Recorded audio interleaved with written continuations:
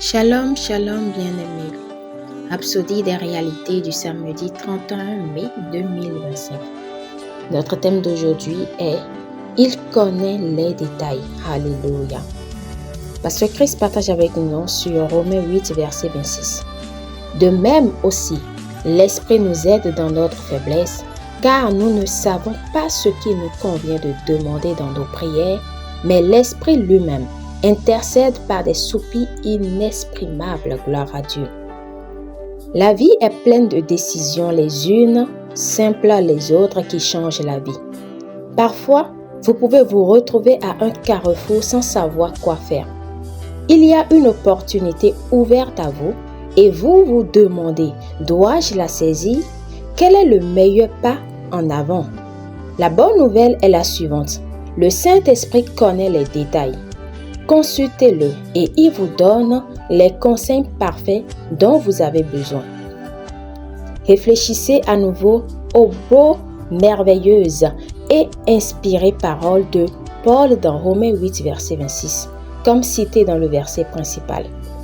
Le Saint-Esprit, sachant toutes choses, connaissant la volonté de Dieu et la pensée du Père, fait l'intercession pour nous, non pas de l'extérieur, mais de l'intérieur. Il prie en vous et à travers vous, vous aidant lorsque vous ne savez pas pourquoi prier ni comment prier. Il y a tellement de choses que vous ne connaissez pas sur les situations, les gens et même sur votre propre avenir.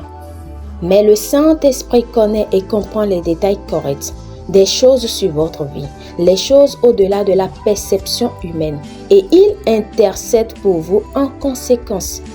Imaginez avoir quelqu'un qui sait exactement ce dont vous avez besoin et qui prie en votre faveur avec une précision divine.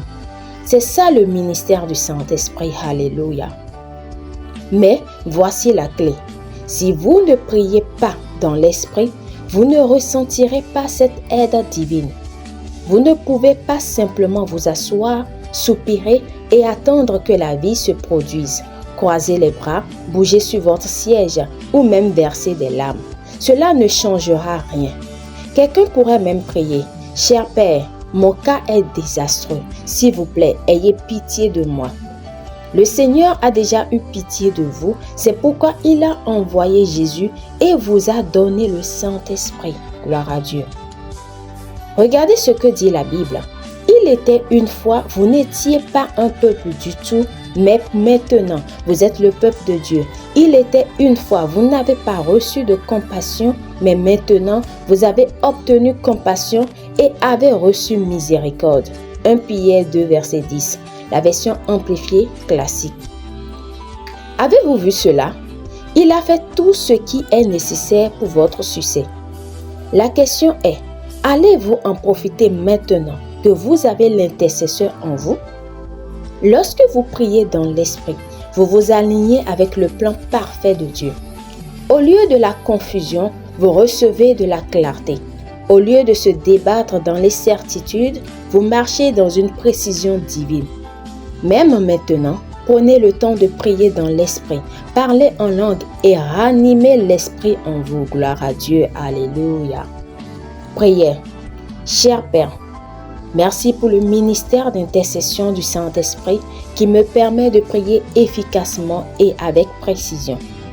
Je ne suis jamais impuissant ou confus parce que le Saint-Esprit me guide en toutes choses.